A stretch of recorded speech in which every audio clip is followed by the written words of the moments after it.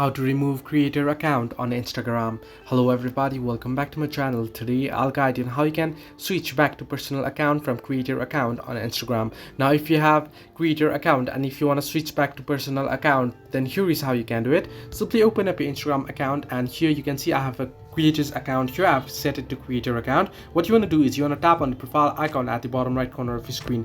Once you tap on profile icon, what you want to do is you want to tap again on the three horizontal line icon or the hamburger icon at the top right corner of your screen. Once you do it, here you can see various options. Simply tap on settings and privacy option. Once you tap on settings and privacy option, here you can see under account center there is notifications, and under notifications time spent, and under time spent for professionals you can see creator tools and controls.